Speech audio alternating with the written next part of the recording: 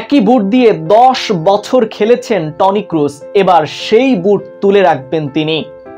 এদিকে চ্যাম্পিয়ন হয়ে পিএসজি অধ্যায় শেষ করলো এমবাপ্পে, এবং সবশেষে জানাবো পায়ের মধ্যে কাচের টুকরো নিয়ে 2 বছর ফুটবল মাঠ মাতিয়েছে, অতঃপর কি হলো।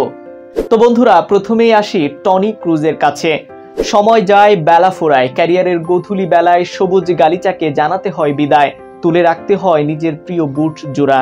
তেমনিভাবে এবার ফুটবল ছাড়ার ঘোষণা দিলেন বর্তমান সময়ে বিশ্বের অন্যতম সেরা মিডফিল্ডার টনি ক্রুস।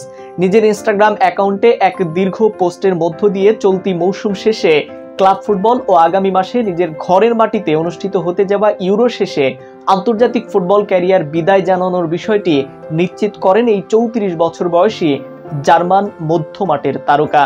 এর আগে ব্রাজিলে অনুষ্ঠিত 2014 সালে ফুটবল বিশ্বকাপ শিরোপা জিতেন জার্মান। ওই আসরে দুর্দান্ত পারফরমেন্স করে রিয়াল মাদ্রিদ কর্তৃপক্ষের নজরে পড়েন ক্রুস। পরে 25 মিলিয়ন ইউরোতে স্বদেশি ক্লাব বায়ার্ন মিউনিখ ছেড়ে নাম লেখান নিজের ক্লাব রিয়াল মাদ্রিদে। এরপর আস্তে আস্তে ক্লাবটির মিডফিল্ডারের সবচেয়ে বড় আস্থার নাম হয়ে ওঠেন তিনি। আর ইতিহাসে তার গায়ে লেগেছে মাদ্রিদের ইতিহাসে অন্যতম সেরা মিডফিল্ডারের তকমা। ক্লাবটির হয়ে মোট 24টি শিরোপা জেতেন এই কিংবদন্তি মিডফিল্ডার। 2010 সালের 3 মার্চ আর্জেন্টিনার বিপক্ষে ম্যাচ দিয়ে জার্মান জাতীয় দলে অভিষেক হয় টনি ক্রুসের। অন্যদিকে চ্যাম্পিয়ন হয়ে পিএসজি অধ্যায় শেষ করলো এমবাপ্পে, এবার কোথায় পাড়ি জমাচ্ছেন। কয়েক মৌসুম ধরে চলা নাটকীয়তার অবসান ঘটিয়ে রিয়াল মাদ্রিদে যোগ দিতে যাচ্ছেন কিলিয়ান এমবাপ্পে। তার আগে পিএসজি অধ্যায় শেষটাও রাঙিয়েছেন বিশ্বকাপ জয়ী এই ফরাসি ফরওয়ার্ড। যদিও এমবাপ্পে ঘোষিত শেষ ম্যাচ আগেই হয়ে গিয়েছিল, তবে তাকে রেখে অলিম্পিক লিওর বিপক্ষে ফ্রেঞ্চ কাপ ফাইনালের স্কোয়াড সাজায় পিএসজি। পরে 2-1 গোলের জয় শেষে চ্যাম্পিয়ন দলটির সতীর্থরা এমবাপ্পেকে শূন্যে তুলে উদযাপনে মেতেছেন। লিলের ইস্তাদ পিয়েরে মাউরো ফরাসি কাপের ফাইনালে মুখোমুখি হয় দু দল, যেখানে প্যারিসের ক্লাবটি রেকর্ড 15তম বারের মতো ফ্রেঞ্চ কাপের শিরোপা নিশ্চিত করে, যা 7 বছরে পিএসজির ক্যারিয়ারে এমবাপ্পেরও 15তম শিরোপা। যদিও চ্যাম্পিয়ন লিগ না জেতার আক্ষেপ নিয়েই তিনি ক্লাবটি থেকে বিদায় নিচ্ছেন।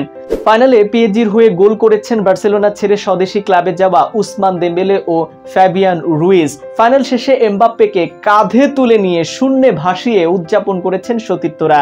তার দল ছাড়া এই পিএসজির অভ্যন্তরীণ পরিবেশ কিছুটা উত্তাপ থাকলেও গন্তব্য যে রিয়ালি হতে যাচ্ছে সেটা অনেকটাই অনুমেয়। চ্যাম্পিয়ন লিগের ফাইনাল শেষে হয়তো স্প্যানিশ ক্লাবটি আনুষ্ঠানিক ঘোষণা দিয়েই দেবে।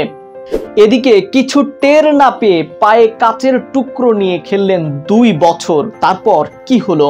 2 সেন্টিমিটার আয়তনে কাচের ভাঙা টুকরো, এমন একটা কাচের টুকরো ছিল ইনাকি উইলিয়ামের বা পায়ে। অ্যাথলেটিক বিলবাওয়ার্টের এই ফরওয়ার্ড পায়ে কাচের টুকরো অস্তিত্ব কখনো টের পাননি। এমন অদ্ভুত ব্যাপারই জানিয়েছেন বিলবাও কোচ অ্যান্তেস্তো বালভার্দে। ঘানা তারকা উইলিয়ামের বা পায়ে একটি জায়গায় ব্যথা করত, সেখানে তিনি অস্ত্রোপচারও করেন। এ সময় তারা আবিষ্কার করেন উইলিয়ামের বা পায়ের তলায় একটি কাচের টুকরো অস্তিত্ব রয়েছে। চিকিৎসকেরা টুকরোটি বের করার পর নিজের ইনস্টাগ্রাম স্টোরিতে সেটির ছবি পোস্ট করেন উইলিয়ামস। সেখানে দেখা যায় বা পায়ের ত্রিভুজ আকৃতির কাচের টুকরোটি ধরে আছে উইলিয়ামস। ব্যাপারটি ব্যাখ্যা করেছেন উইলিয়ামসের ক্লাব কোচ বালভার্দে। তিনি জানিয়েছেন 2 বছর আগে এক ছুটিতে কাচ মারিয়ে দেন উইলিয়ামস, তখন তার পা কেটে গিয়ে কাচের একটি ভাঙা টুকরো ভেতরে ঢুকে পড়ে।